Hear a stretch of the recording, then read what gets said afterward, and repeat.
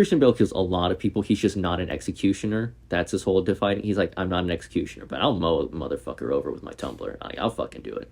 But people act. It's like a fictional rule that doesn't actually exist. Like Batman doesn't kill. It's like he fucking does actually a lot, even in the comics. Like he shoots Darkseid with a God bullet.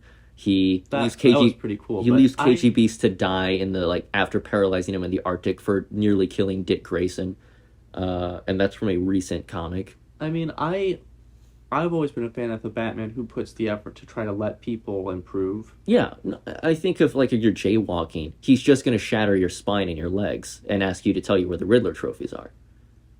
And the other thing is like because kind of like the Red Hood conundrum with like the Under the Red Hood movie. Once he kills one person, why is the Joker still alive? Well, that's sort of okay. So this is definitely going to be a Snyder cut, but I hear people ask this question all the time in regards to Batfleck, and so I've explained it enough times. We might as well just go through it now. So people are like, "Hey, if Batman is fine with mowing down goons, why doesn't he kill the Joker?" And the thing is that he didn't used to be lethal, and he isn't like actively, I'm going to kill you. He's just like, if you shoot at me, I'll shoot at your truck, and if your truck rolls and blows up, I don't care. But I'm not hunting you down. I'm hunting the kryptonite you have. I want that. I'm not here. I didn't wait to kill you. I came to get that. And if you get in my way, I don't care if you get hurt. It's also worth noting, all of the goons we see in that chase scene, and even the one who gets pancaked by another car, is in the warehouse fight. And reusing stunt people isn't a thing that's new. But also, whenever they reuse stunt people, they always redress them and make them look different. There's a specific shot where the guy is screaming as a car is about to hit him, and he gets up from it because this is a fictional universe. Like KG Beast blows up in the end, right? But he doesn't die because that's how he becomes a fucking cyborg from the comics. And that scene isn't some horrible thing. Oh, why is he holding a machine gun? Because he did that in The Dark Knight Returns. Except in that version, he shoots the mutant that has a baby in his hand. And in this one, he pierces the butane tank, which means there's not enough pressure in the tank to squeeze the trigger to shoot the butane across the open flame at the end of the torch. And then he turns into it and deads. And Anatoly turns, lights himself on fire. So if he's a killer, then so is Val Kilmer and George Clooney. That's not him killing him, that's comeuppance. And people are like, oh, well, he knocked the grenade over into those other guys. He does that in the comics too. He's caught a grenade and thrown it back at a guy and shielded two women with his cape. And like that's a specific comic panel I have read, and I will probably put it up here as an example. Batman is fine if you're trying to kill someone and it's innocence or you, it being you. That's never been a problem for him. Some writers will just create scenarios where there's never any like actual stakes, and he can just solve it with plot and magic Time Lord belt-isms. I don't know. I always liked the kind of Red Hoodisms of like, I go back to that movie a lot because that's where he makes most of the statements about like not wanting to kill people. And so that's a really, I used to love that movie and the comic, but I see it slightly differently now because he has that whole speech of like, it'd be too damned easy. If I kill one person, I'm just going to start murdering people. That's a fucking sociopath. That dude should be in Arkham. Of Bruce Wayne is one accidental like murder, like, you know, what is it called? Manslaughter when it's accidental. If he's one manslaughter away from just becoming like the Batman who laughs, that dude should be in Arkham. And I didn't think about that until I saw a Batman who comes right up to the edge of hunting and murdering an innocent man, and then it's like, oh, damn. Okay, I need to do better than this. And he just stops and forms a Justice League and believes in hope and gets over almost all of the trauma of his childhood. I don't know if you remember, Rebirth had a whole thing where Alfred, after being killed, I don't remember if this was by Bane or by Thomas Wayne at that point, because comics are pretty dumb. But there was a shiny suit of bat armor that Alfred had made for the day that he no longer worked in the shadows. And it was like chromed out and blue. And you even see it a little bit in the George Jimenez's Justice League art, where it's like his idea of a perfect future where people will just be in the daylight of Gotham that looks almost like Metropolis. And they get a notification on their phone with a bat signal, and it says, "Step back, please." And they step back onto the sidewalk, and then an armored car comes running through, and Batman goes flying by on his motorbike. And the world is safe, and he operates in the light, and he's at peace, and he's happy. Which DC doesn't know how to sell comics with a Batman who isn't traumatized and retreading the same story beats. I don't know what you mean. Did he hop in a machine to re-traumatize himself at some point? For those of you that don't know, Yes. Yes, he did. Which it kills me because Scott Snyder clearly had like a Joker got healed and Bruce Wayne can move on. And they're like, we're not getting rid of two of our biggest money makers. Re-traumatize both of them. Why not just, for all the people who have overused the multiverse thing since Doctor Strange, why not just use a multiverse thing? Yeah, imagine a dark multiverse Batman that literally Batman and Bruce Wayne are finally two separate people. Yeah. And Joker not being the Reminds Joker. me of an episode of the animated series. Have Thomas and Martha Wayne come over from Flashpoint and be the mainline Batman and Joker for a while. I always thought that the Martha Wayne Joker was an interesting villain. And then you have Bruce trying to solve... I've seen a lot of Thomas Wayne Batman. I've not seen a lot of Martha Wayne Joker. Yeah, they kind of leave her by the wayside. And I feel like that's not...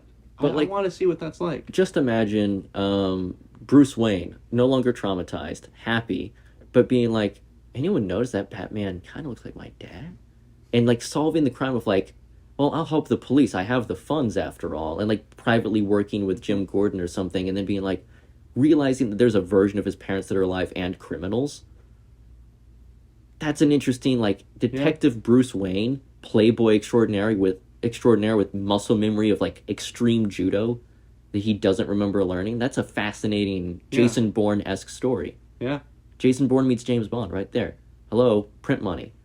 But the whole issue with It'd Be Too Damned Easy is of he literally is one kill away from like going full goblin mode. That's a problem. Even Andrew Garfield's Spider-Man in No Way Home was like, oh, I killed some motherfuckers. But I got over it, and you shouldn't do that. Well, the other thing is maybe it's more... One could also argue that it's more of an escalation thing in the crime world. Because in Arkham Knight, they talk about once the Joker died, everyone braced for the incoming turf war. Yeah.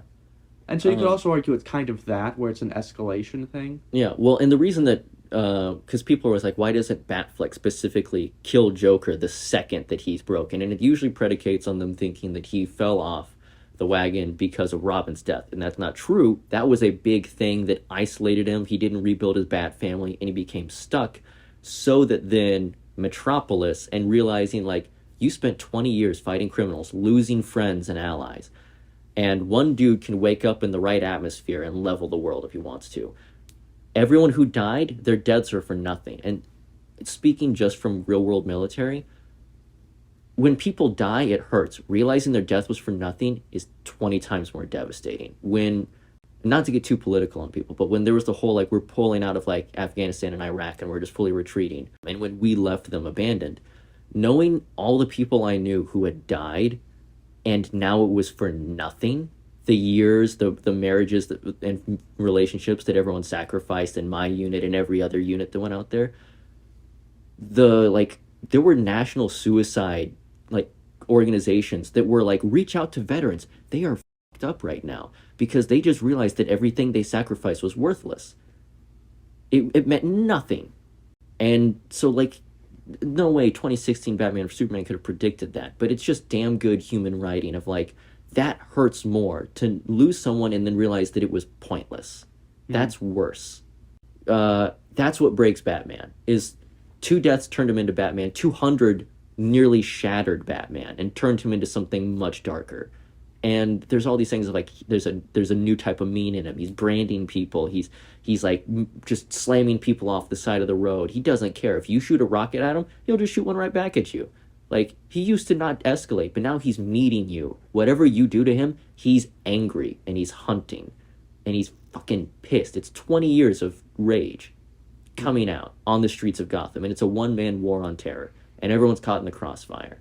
And it's only whenever he realizes and someone sort of snaps him out of it, he gets so down in the weeds, he can't see how far he's fallen, and someone's like, you're killing Martha, and he's like, what?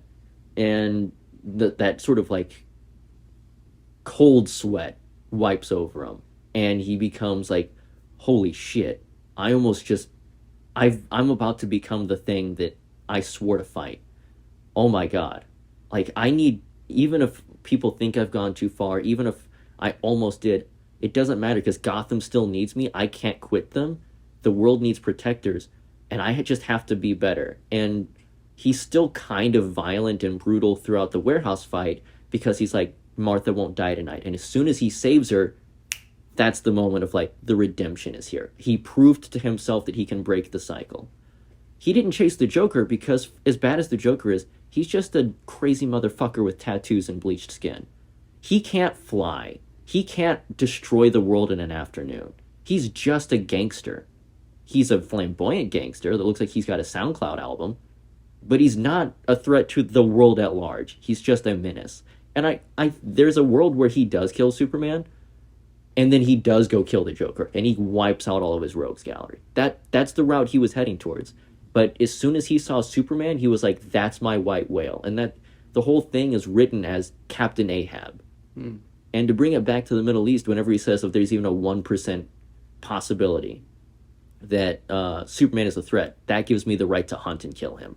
That's the 1% doctrine that was used in post 9/11 fear mongering against the Middle East, and why the NSA thought that they were okay to watch your emails and your texts and your calls, because there's a 1% chance that some of you, maybe even just 1% of you, are terrorists or could be a terrorist someday.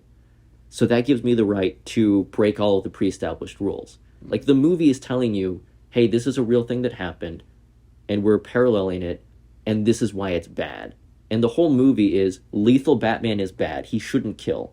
That's the whole premise of the movie, is the Batman you've seen from Keaton till now, even Adam West, kills like 8 to 12 dehydrated Riddler goons in the Batcave, and then turns the camera and says, "Crime doesn't pay you, Robin." Which, again, based, I agree. But there is the idea of like, well, shouldn't these heroes aspire to be better than real life? So, and it depends on the writer. Do you want him to be realistic, like you could be the Batman if you try it hard enough? Or is he an unattainable, realistically a demigod, like a Perseus legend, where it's like he's human, but like that guy's barely human. Like, the gods favor that guy hard. And it's all about how you write it. And there's 1,000 ways to come at that, and a lot of it is subconscious, and we don't think about why we feel that way about these characters. But when people are like, why didn't he kill the Joker? Why, this happened. It's like, I understand that the movie doesn't explicitly spell it out, but it is in there, and it's not hidden. It's not like the lore when you're playing Destiny, which is needlessly obtuse. It's there, and if you watch it, it spells it out for you. And if you don't catch it and you're confused, I've had someone be like, hey, I'm confused, why? I'm like, that's the perfect way to go. You've heard people say this, but you didn't pick up on it, so ask what people are talking about and then come to your own conclusion. Even if you don't like that iteration, there's no reason to lie about what they were trying to do, and you obviously aren't, fellow cultist. But there are people out there who are just like, I hate it, and I need a reason to hate it, because I already said I hate it. Or it's fun to make fun of a thing, and sometimes I get it. It's fun to just dunk down on something at the end of the day and just laugh. There's a reason that bullies travel in groups. You know, it's an intoxicating experience, especially when they themselves are having bad times. And so they're propagating the cycle. But I think, if anything, of anyone else listening who likes or hates these things, the Snyder movies and arguably a lot of comic books are about breaking that cycle of like, you had a bad childhood, make a better world. You don't take it out on the next person. Sure, there's an excuse for why you could. You could be like, hey, sorry, this is why I'm back. I get it. But the whole goal is to rise above that. And we're going to fail, but to try and be better, and to try to find some form of unity. Which is basically the dialogue of Jor-El and Man of Steel. Yeah, they're going to stumble, they'll fall, but one day, they'll join you in the sun. So I don't know. I love Under the Red Hood, and I do believe that Jason Todd exists as a what if Batman broke bad and stayed that way. But I think, as our fellow cultist member, Daniel, we've both talked about separately, that we both like the story of, Jason is got more of a chip on his shoulder, and he's always the more violent version of Batman. But eventually, like maybe after Batman's dead or just retired, Jason at some point is like maybe just like Batman vs Superman levels of like, I'm gonna break your arm, like Arkham Knight gameplay. But he's not gonna shoot you. And maybe it's because deep down he still likes I like to feel the bone break in between my hands. Like, he's still kind of like the Shadow the Hedgehog of the group. Like, he's a little edgy boy. But there's redemption for everyone. And also, I think fundamentally, if Bruce believes Jason can be changed, and he's always reaching out and saying like, hey, you can come back, it's okay, I think on a fundamental level that means that a Batman who goes too far should have people who also believe he can walk back into the light. And I think also there's a more interesting dichotomy of that we see in Batman or Batman Forever of all things, where it's a Batman who has killed, who's talking to a Robin who wants to kill, and he's explaining why it leaves you feeling hollow and empty. Mm-hmm. Thanks for listening to the Batcast. Men are still good. May you have the biceps of Leonidas and the abs of Bruce Wayne. Blessings upon ye. In the name of the Snyder, the extended cut, and the Dreamlands. Blessings upon you.